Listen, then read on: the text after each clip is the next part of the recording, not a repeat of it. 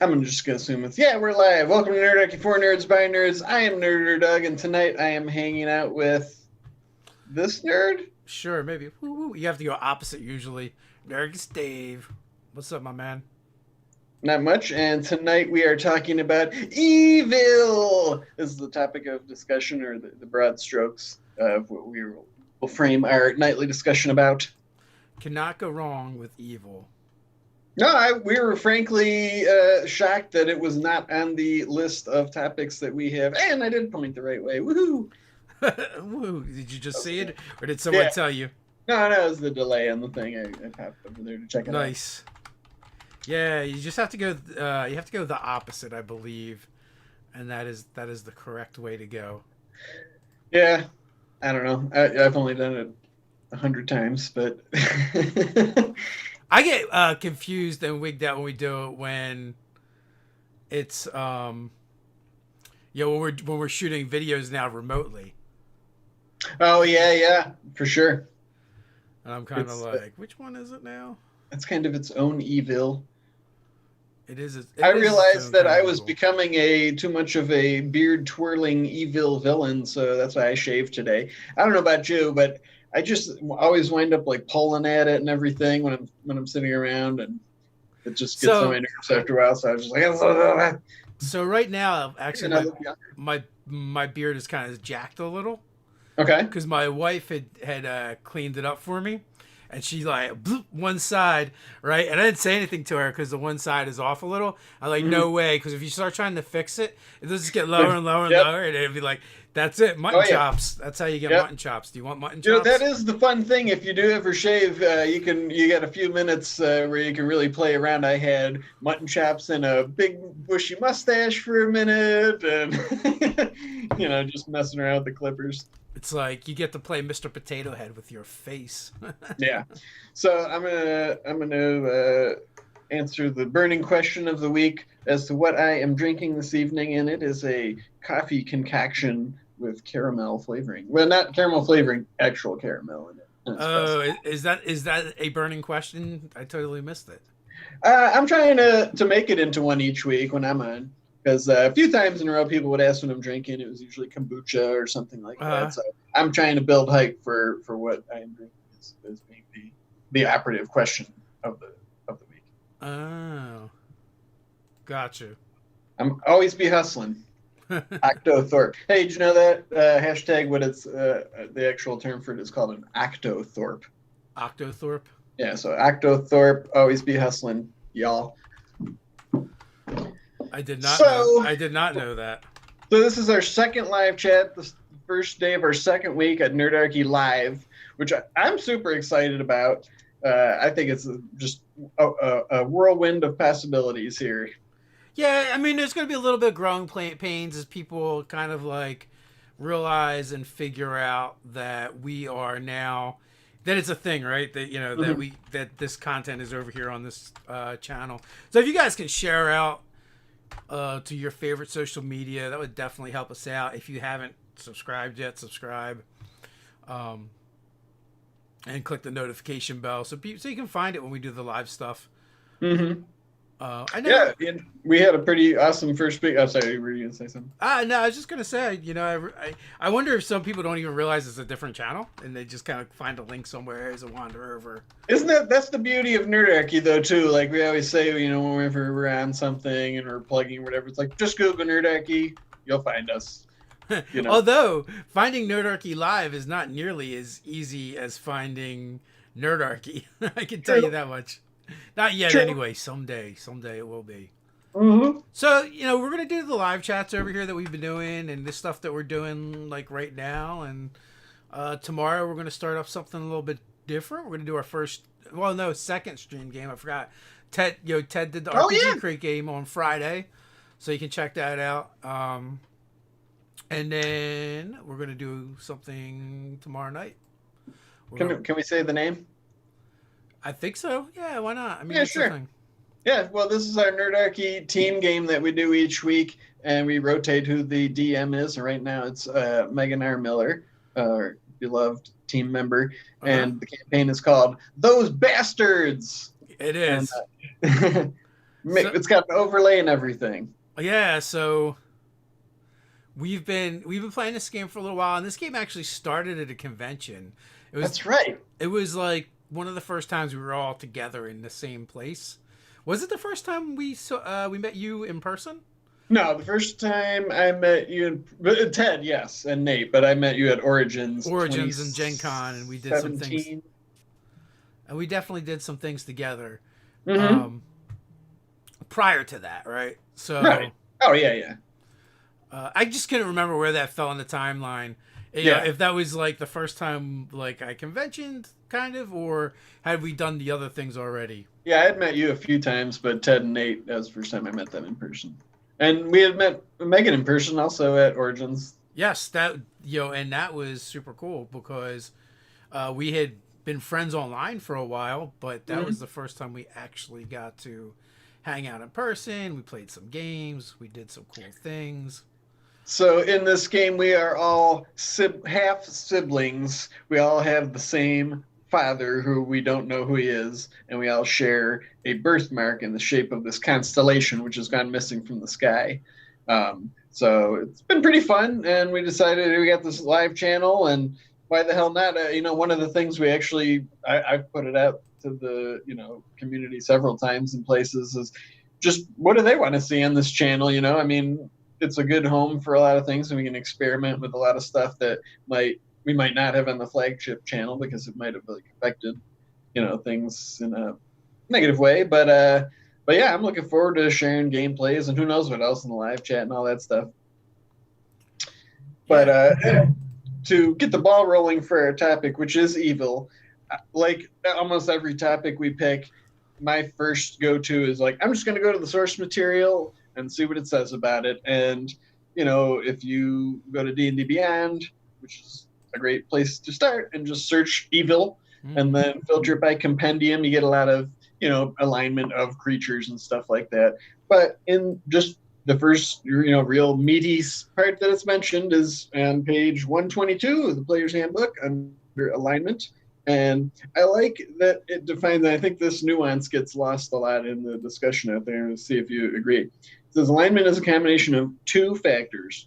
One identifies morality, good, evil, or neutral, and the other describes your attitude towards society and order, lawful, chaotic, or neutral. Thus there's 9 distinct alignments. And a lot of people say like, well, what's evil, here might be the accepted thing, so it's not evil. And I think that is where the nuance to me lies, where it's like that's the law, but it's still Mm-hmm. immoral. You know what I mean? Like doing bad things that are not illegal does not mean they are morally Yes, good. that is a very good point. Just because something is legal does not make it automatically moral. Right. Yeah, for instance, if there's a society where they owning slaves is perfectly legal and pretty much everybody does it, that doesn't really make it. It doesn't make it right. Right. So that was where I started.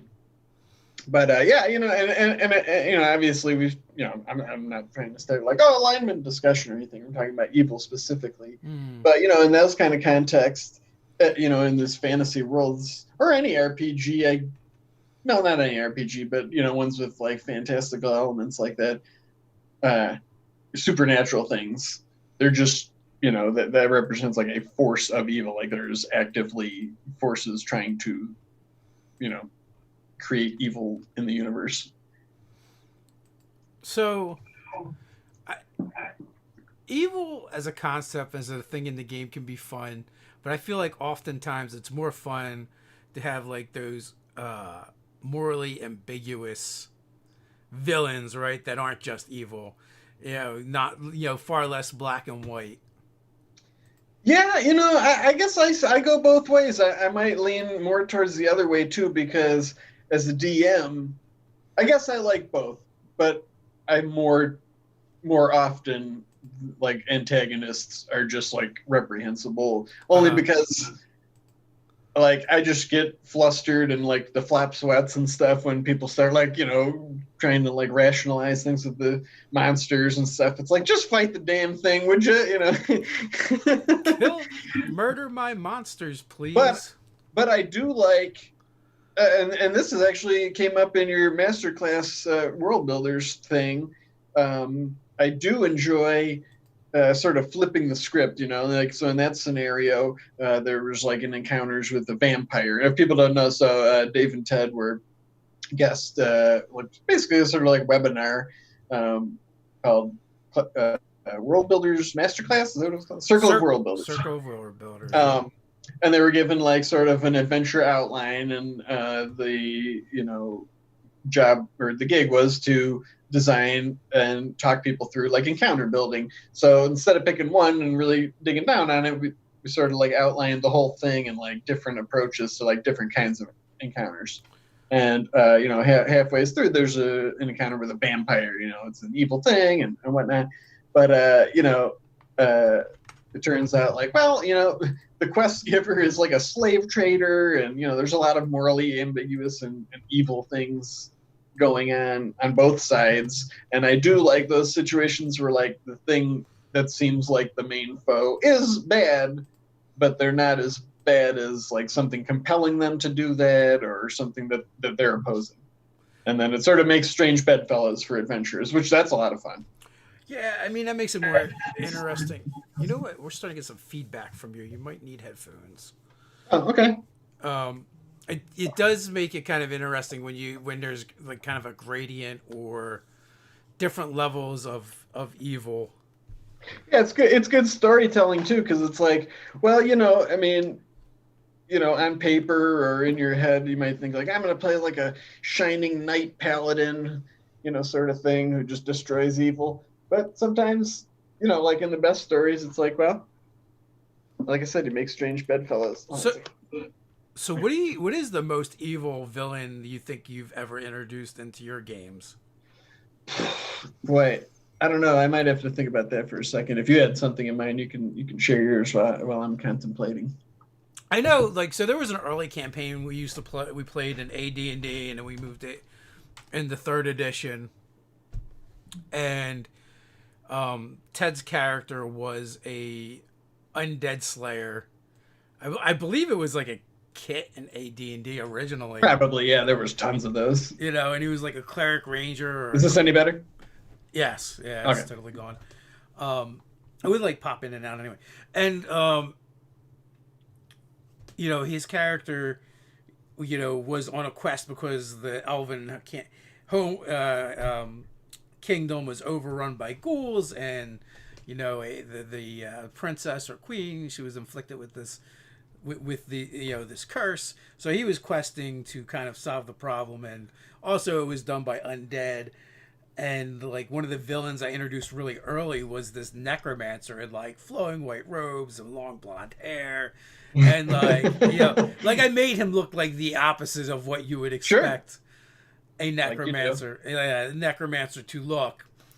He was the pretty boy necromancer for sure, and I think Ted really kind of dug that character and that villain, and he would just pop in and fuck with the players and then leave. Okay. So he was like a prolonged antagonist throughout the campaign. Nice. Go ahead. It's the same group where we talk about Giles the librarian. We know, very original name, but he was a fun character, right? Because Giles was a wizard that did not want to adventure, but he was kicked out by his master. Yeah, that's a great story. That's such a great, like, compelling, easy story for an adventurer too. Yeah, well, and it was also fun because the player played the character as someone that didn't want to adventure, yet he always did all the adventuring things. Unlike other characters where a player is like, oh, he doesn't want to do this thing, so he just doesn't. Which is like, so the rest of the party's doing this, and you're going to do nothing. Yeah, so that's cool because it's like the player invented their own challenge and then continuously challenged themselves to do it, because it's like, well, it was their idea to do that, and and in their own narrative, it's like, well, yeah, that's the point. He's doing the things he doesn't want to and learning the lessons that he was pushed out to do. Yeah, unwittingly. That's great. So the party is dealing with this problem that's with the town where the miners have stopped communicating, and Ted is just tracking undead. So, like, the kind of like the start of that campaign is the party is fighting undead, and then Ted's character comes out of the woods playing a harp, uh, and then starts going to town on the undead. And soon it finds out it was this necromancer that took over the mine because he was having the undead mine the ore, so he could use it to fund his evil schemes, as you do. Yeah. Great labor. They never tire. They never complain. So I thought of a great villain, and lo and behold, I'm actually right here, Warduke. So in my Spelljammer game, the first 5e campaign I ran, the very first session, the premise is like they were conscripted into this army that they weren't from this area, so they had like no skin in the game, and they were but they're conscripted because there was like a major offensive about to go on in this border town the next morning, and they were had to defend it. And of course they get overwhelmed, and the last thing they fight is Warduke, who just like is fighting for the other side army and just lays waste to them. And then they wake up a year later, far removed from there, on this like tropical island under the care of this paladin, who tells them like, oh, like you guys were in some kind of magical stupor. They found you after the battle, and we took you here to recover because we thought it was there was something important about you. And they were they loved this guy. Like they named their adventuring company after him. And not long after there, they found their ship and left that planet, and they just never went back there again. And like in the game time, like years had passed, right? And they did all these adventures. And then, we've since played other games. In their Ghosts of Saltmarsh game, they ran across this pirate ship captained by Warduke.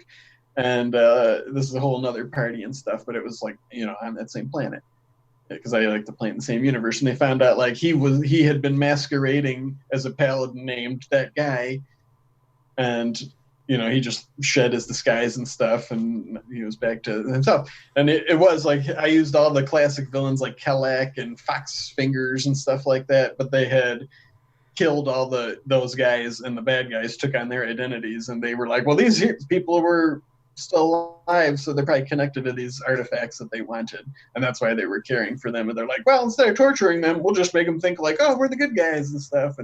And since they never went back, like those guys won, and so like they do have all these things. And they had just learned this like 2 weeks ago when we played, like because we started the Spelljammer game back up, and they were like, oh my god, our planet's like totally, because they just never cared. They never went back. They were just like, oh yeah, ship suckers. Yeah. Seems like small potatoes. So I'd say he was probably the worst villain, just because it was so long, and like I said, their entire adventuring identity was based on like that guy was so awesome, and he saved us and everything. It's like he just did that because he wanted to use you. That is funny. Yeah. So my man Warduke, classic. But yeah, all those villains are like their histories are detailed. I think it's called like Sleepy Dragon Inn or something, like old first edition supplement. Kelek and all those guys. Yeah, and so you dusted them all off and restatted them? Yeah, I didn't really stat. I mean, if they ever went in those directions, I probably would come up with something, but it was just like the narrative. So yeah, they are just like they have all those artifacts now. So next up, me torturing my children is so I'm making them watch old movies. Mm-hmm. It's like a thing we're doing in my house now as a family. So next up is Legend. I have never seen that. Really? So Tim Curry plays like this demon devil character. Yeah, what's his name in it? It's just like, I think it's just evil, or something, isn't it? Something like that. So I don't even know off the top of my head. Yeah, I think it's just evil. But go ahead with your story. But that is. I hope the movie holds up because I remember it. It won't. Being man. Maybe. I'm sorry. That's just my reflex. It won't. Well, the storytelling. Darkness. That was his name. Yeah. You out Googled me. Yeah. Google foo. Yeah. So like that you have like the overarching, like embodiment of evil with a villain like that. So I'm hoping he holds up when I watch it. Yeah, it is iconic, and I think I was just joking, pulling your chain. It looks, even by today's standards, if you look at like pictures, like looks pretty damn cool. Yeah. A lot of people love that movie. I did. Speaking of like big evil villains like that, in that Spelljammer game, I actually ran into like a challenging thing as a DM when you have like incredibly evil, powerful campaign villains. Is you get to this point where like the players either feel like anything they do that's not trying to stop them is like irresponsible, Mm-hmm.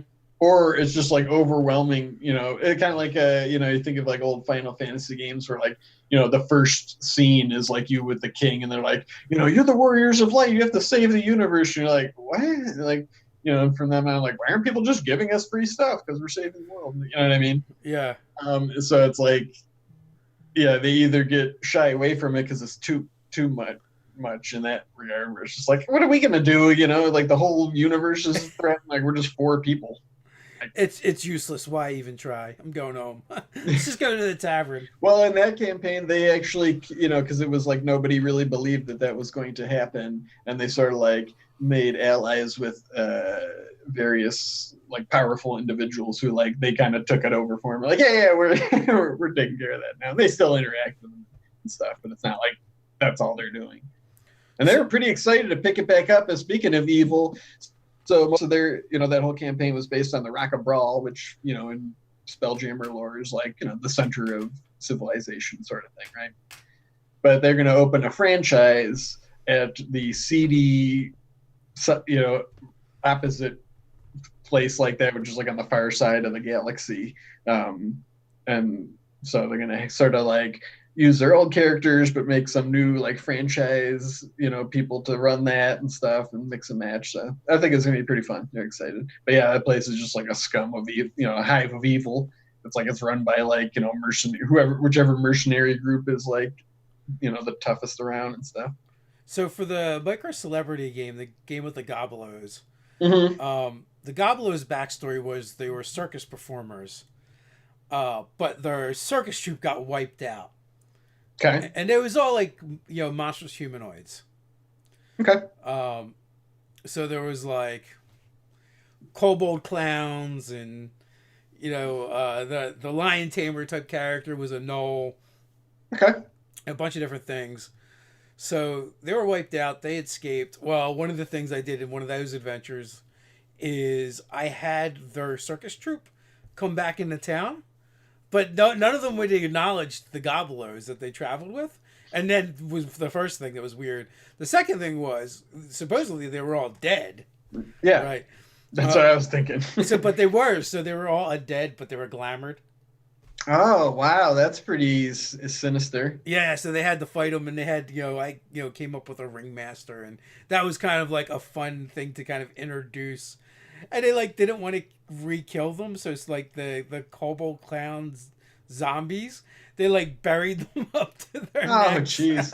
Was there a moment when they ever broke through to the zombie and got a little tear inside, but then they had to destroy it anyway? No. They were not. I don't think they were intelligent undead. No. Although that would have been good. Just for fun. That would have been a good tweak. Yeah, for sure.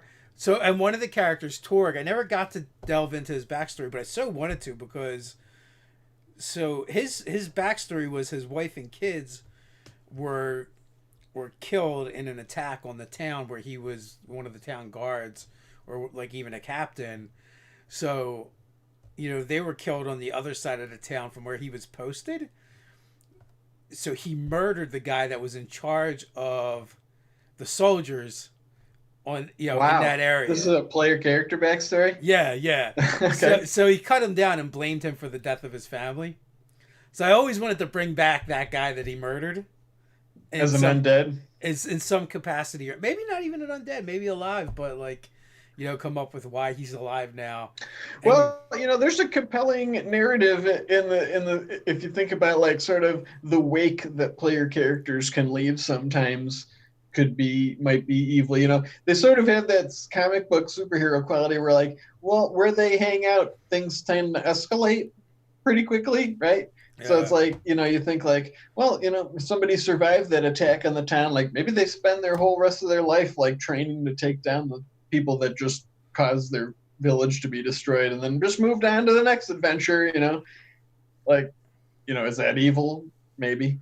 Like that's that morally gray area that So you can throw in there sometimes. now that I think about it, I think one of the most evil things I did in the game was like the Goblos worked at this tavern as performers, so they kind of had like a job, and they would go there, and and this old woman that they just called moms would always come and watch them and bring them like pot brownies and treats and tip them.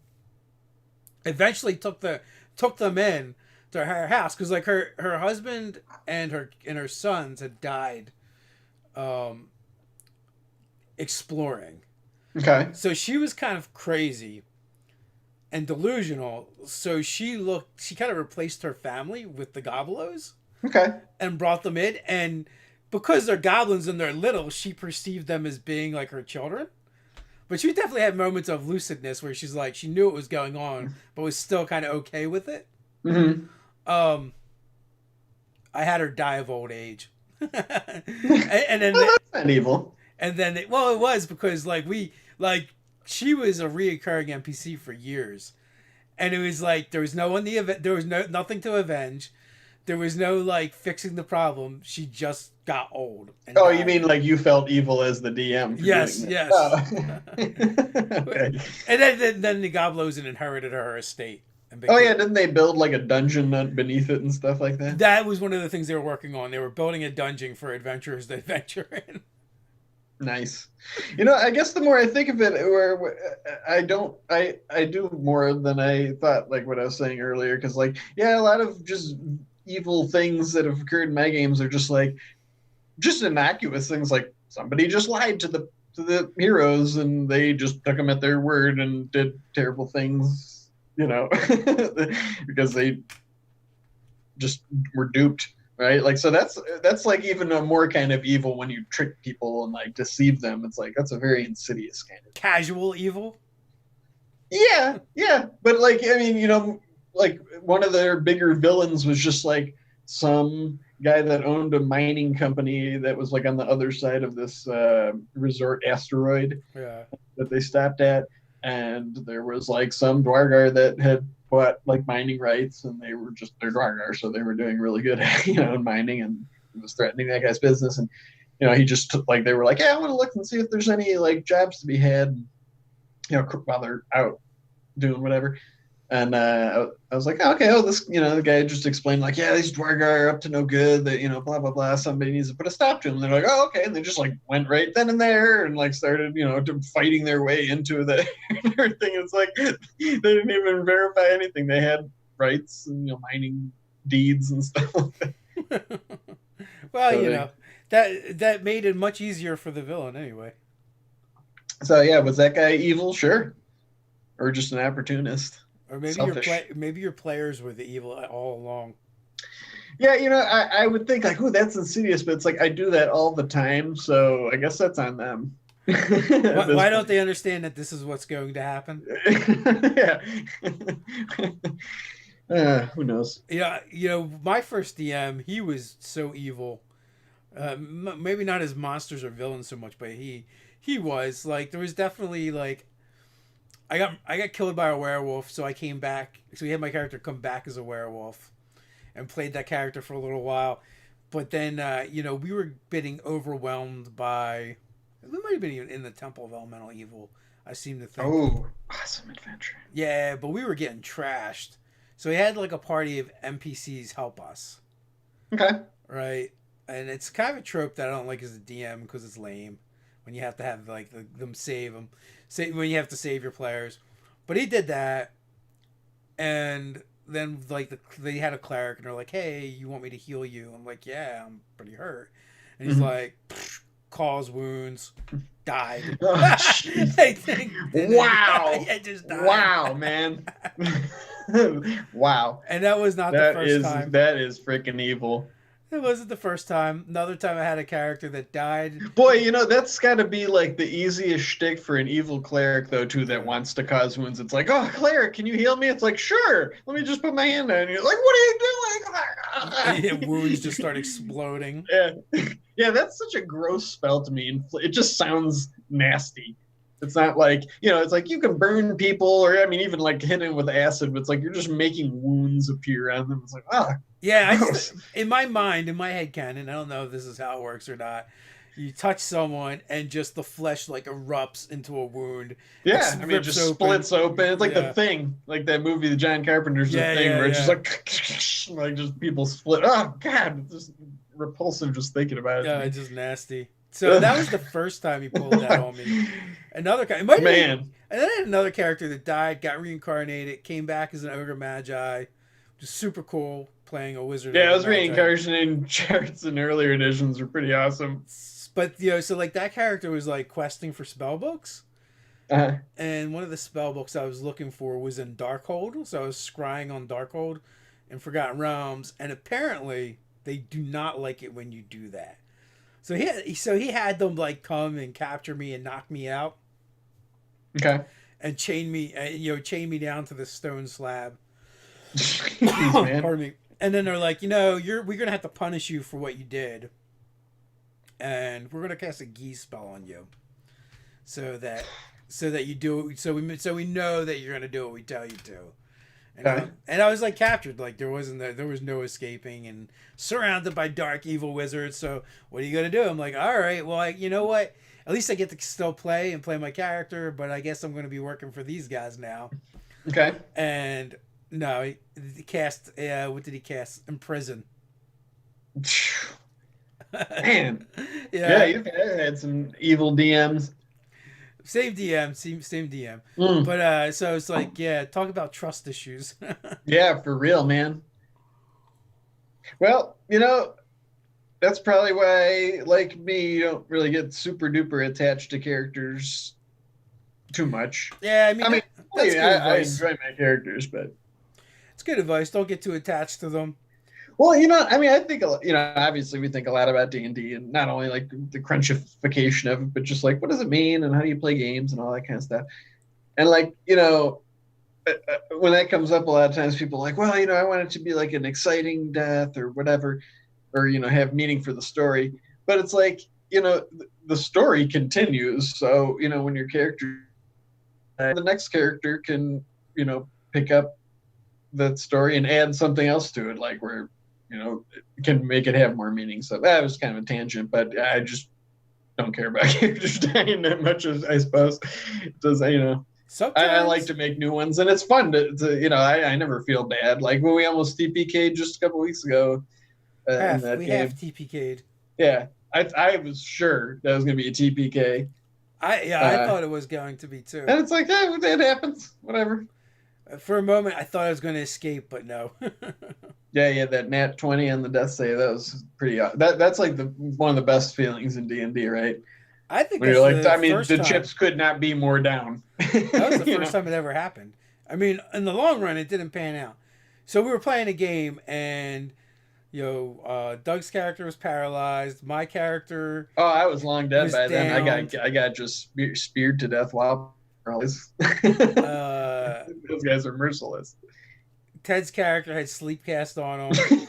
And, like Megan's character was the only one up, still fighting.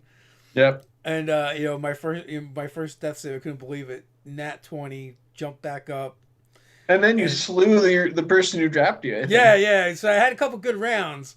For one hit point, it wasn't bad. Like I got a lot of mileage out of that one hit point. Yeah, you sure did, man. That was awesome. I would have tried to run away, but I just didn't get a chance.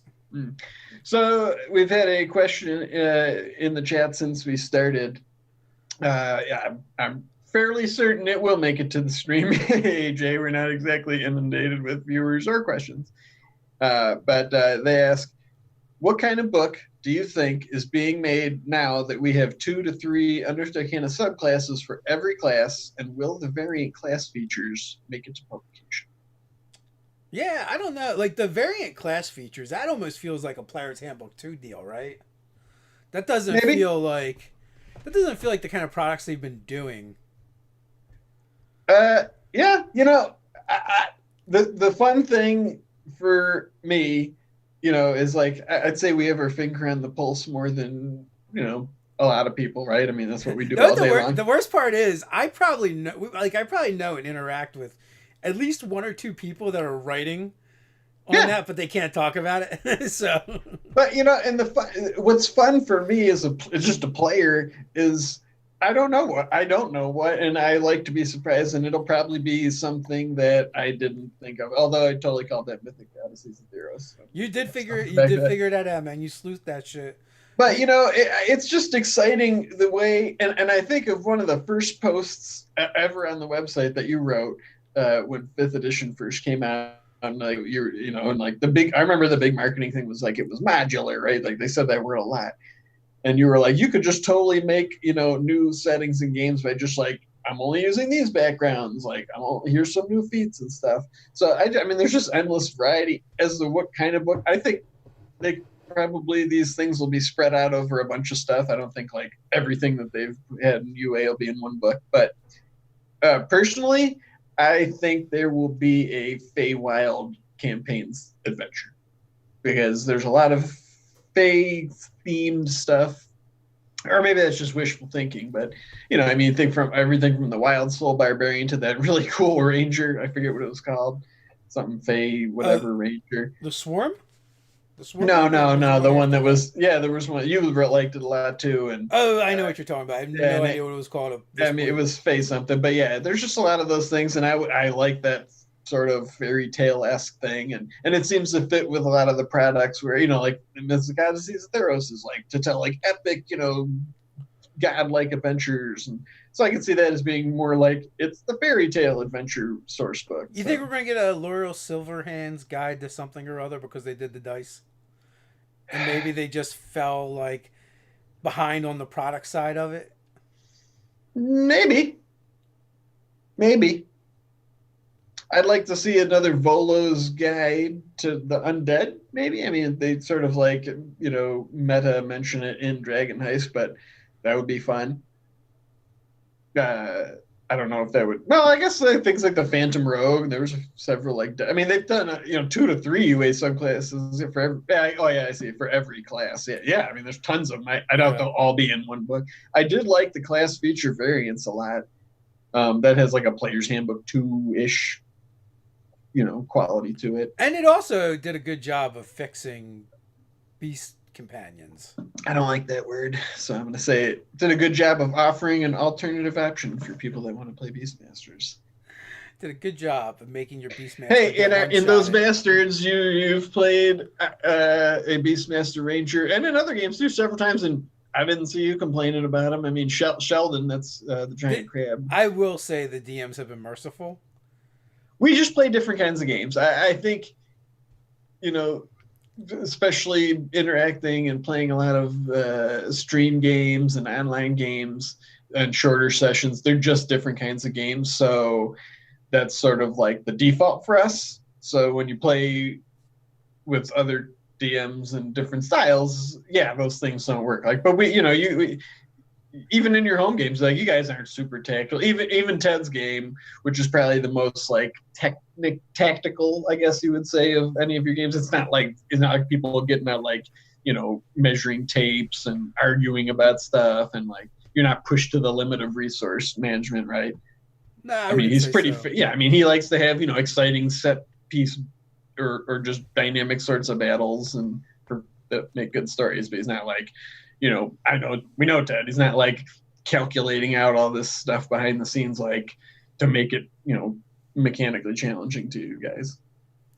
So, I will say though, a Beastmaster Ranger and Esper's game, I feel like the beast would have been paced very early on. For sure, no doubt about it. Also, in my own games, when I GM, if you're playing a class that has a companion.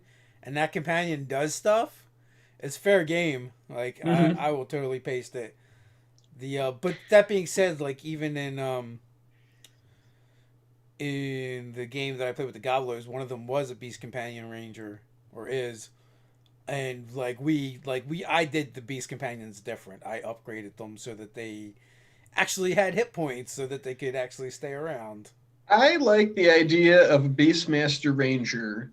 like the ideal Beastmaster Ranger for me, if there was going to be like a new version or a variant or whatever, have nothing to do with like it only takes a free action to get them to do it. I want the beast to be your weapon.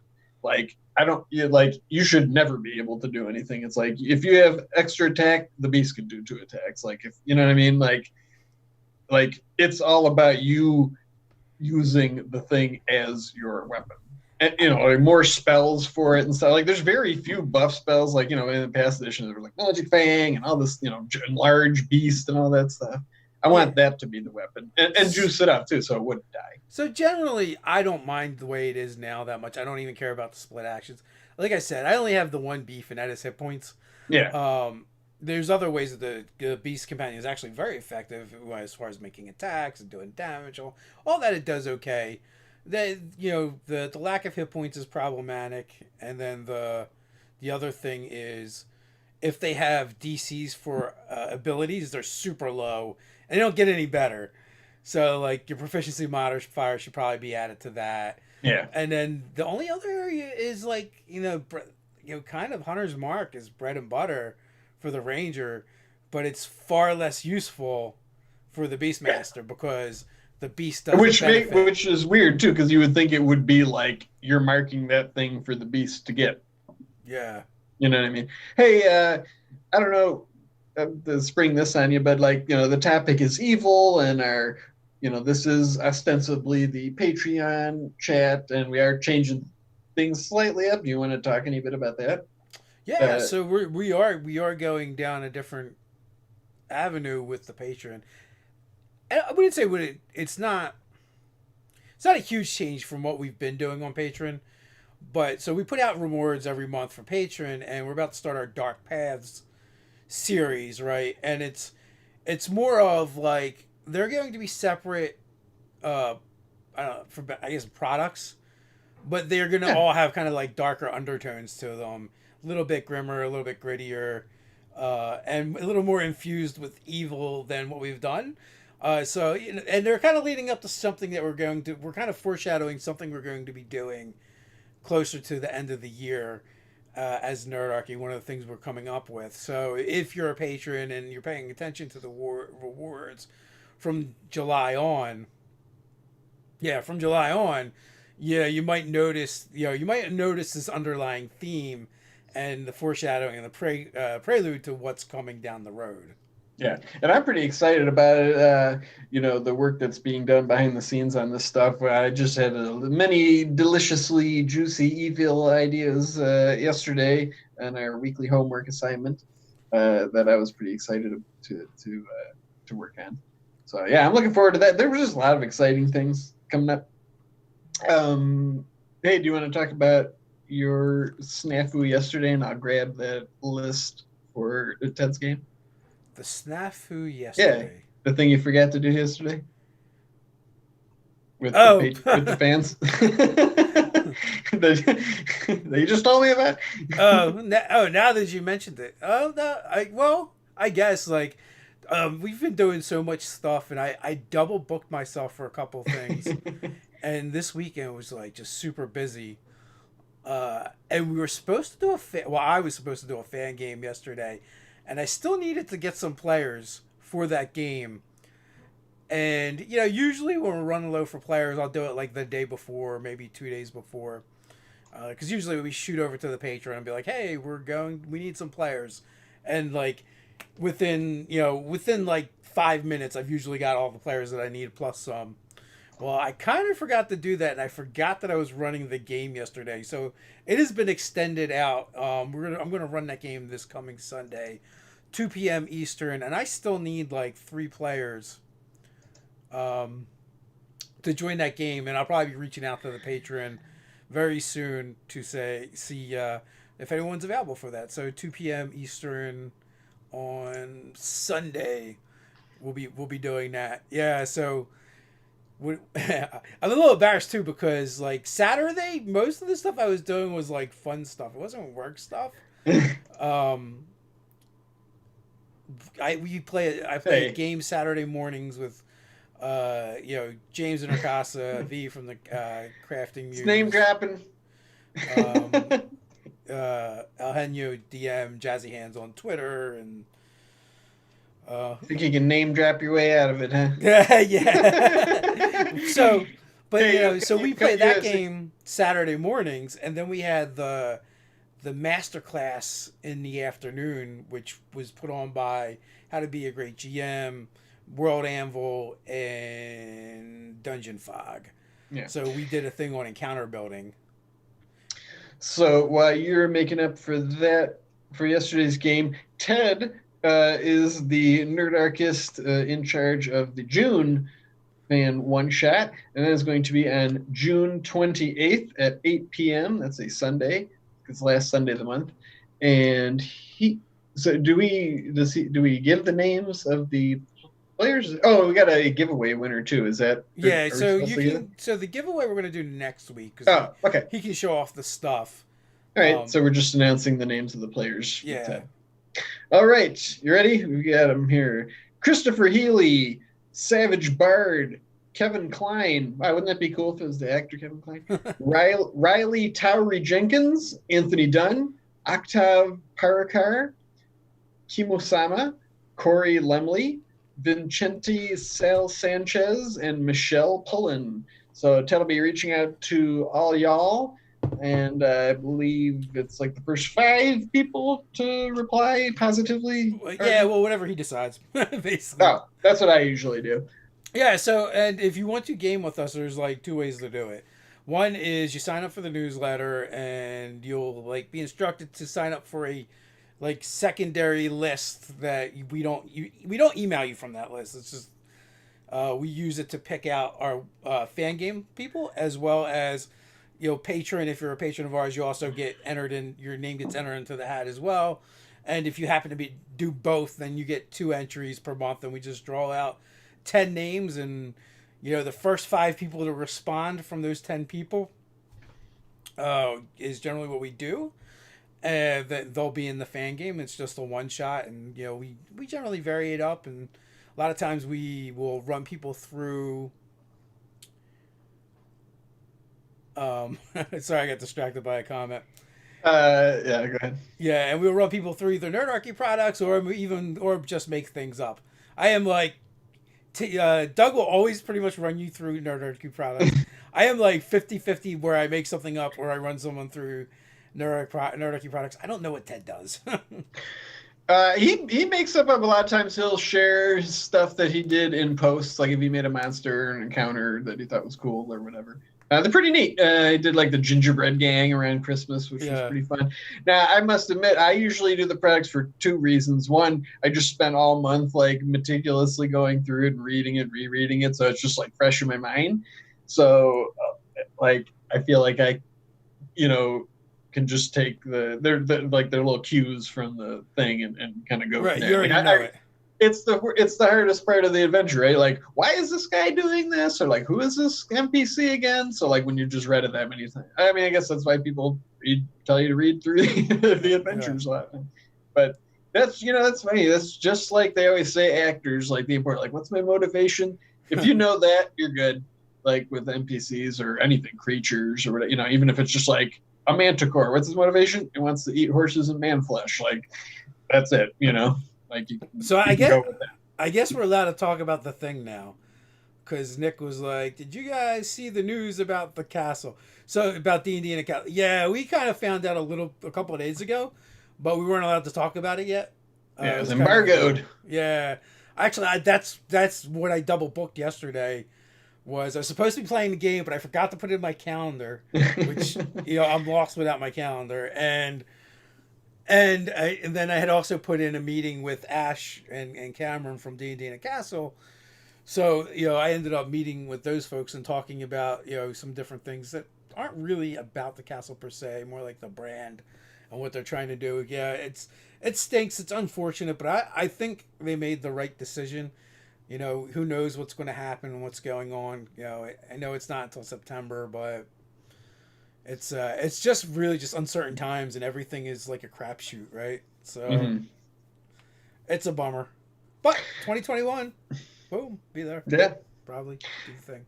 And I mean, if if you like just gaming with Nerdarchy, it might not be in a castle, but that's another thing we discussed. Nothing set in stone, but like maybe we'll all do a one shot each month, or who knows? We're exploring a lot of ideas for things, and Yeah. I actually those are some of the funnest games I play is the one shots once a month with the fans. They're a lot of fun.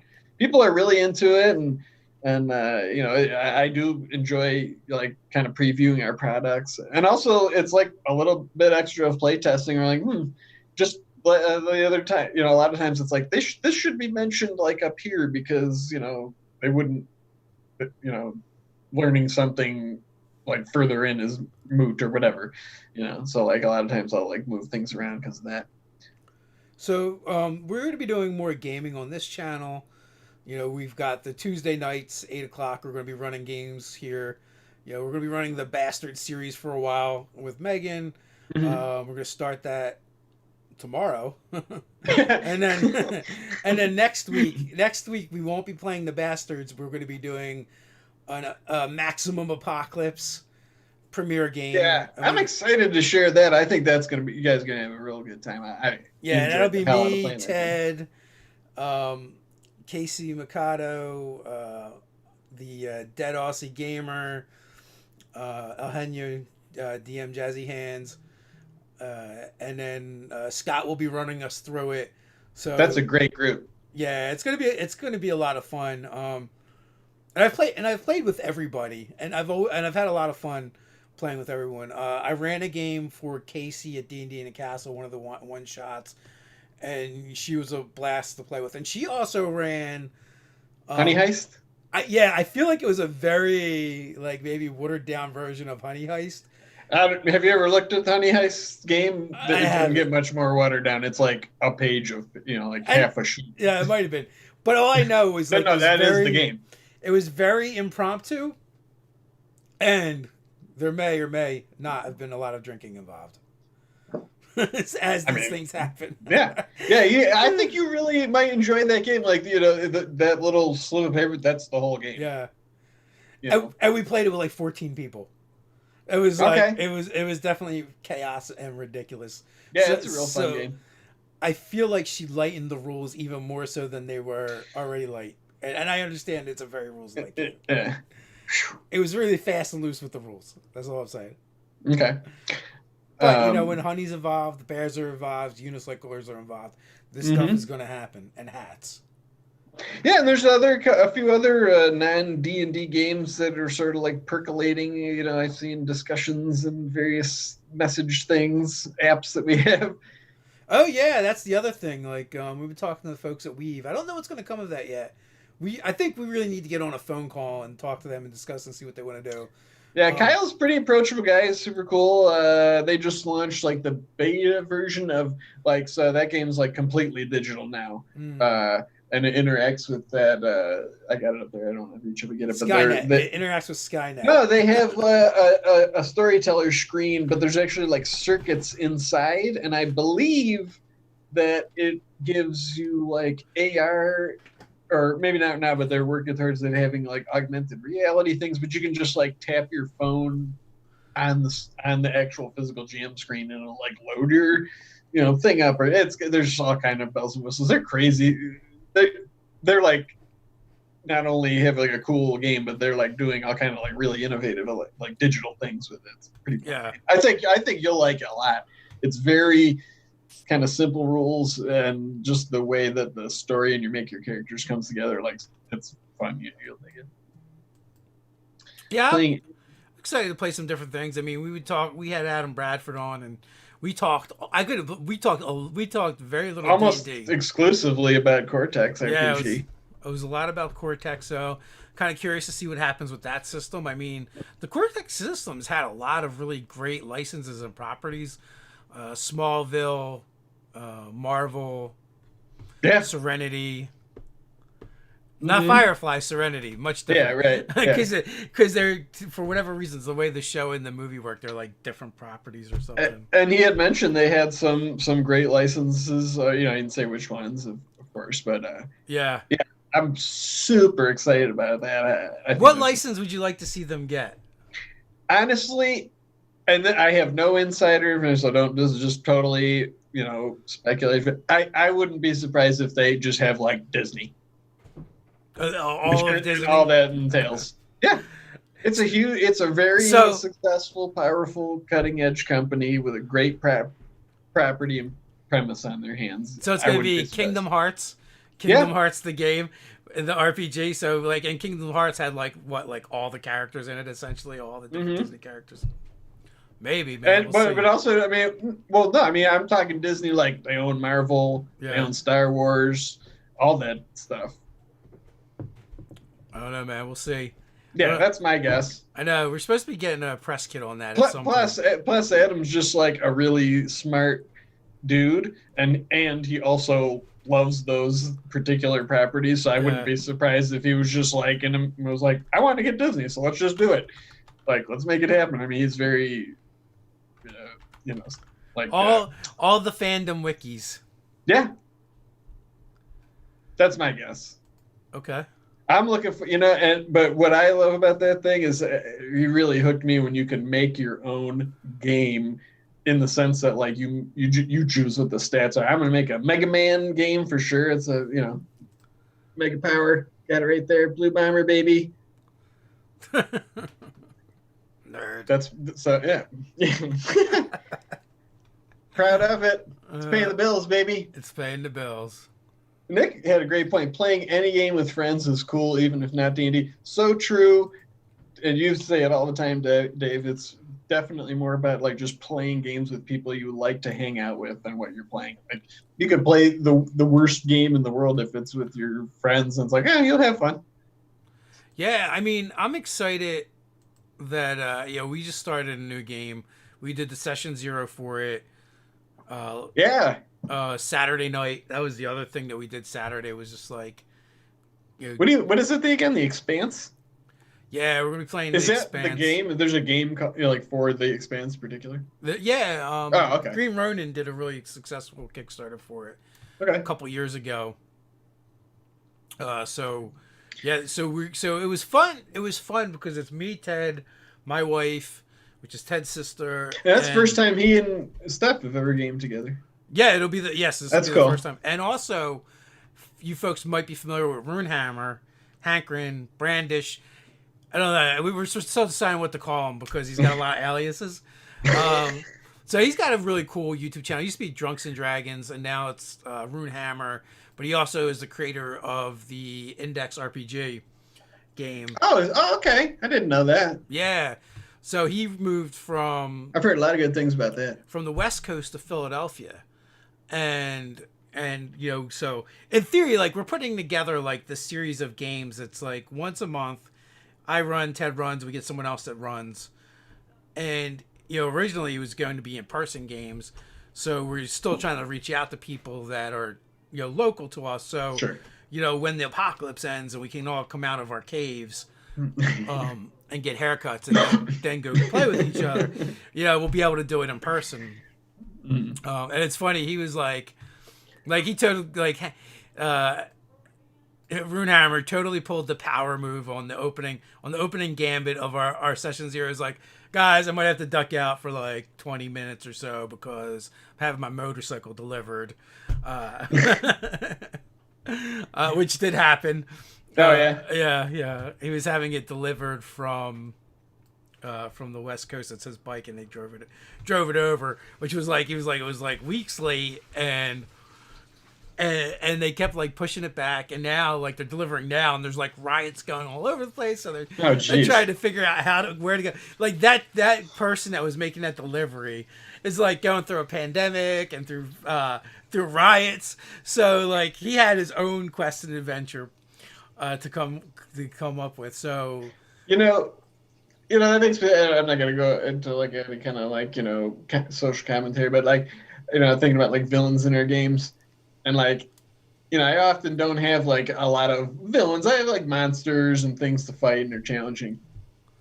But I think that might be because like there's plenty of like just evil shit in their own world and stuff, and it's like I'd rather just have fun, like doing like my like fairy tale style adventures and that sort of thing in my games.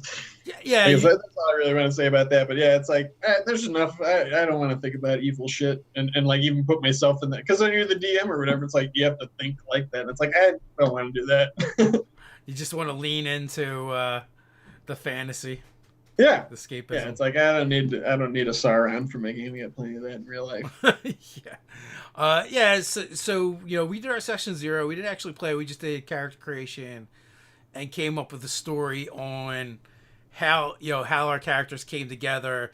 And, for the first session, we're going to start in a prison. And he's like, usually, like, as a GM, I have to put the players in prison. He's like, this time the players just put themselves in prison. And, like, so... Yeah, so like we're all playing Belters. I don't know if people are familiar with the lore from The Expanse. So we're all Belters, and like Steph and Ted are gonna actually play brother and sister. Oh, that's cool. And like Steph's character cons Ted's character into helping her deliver cheese because she's black market cheese is what she's bringing. Okay. But they get caught up in while they're trying to escape from the law from getting caught doing what they're doing.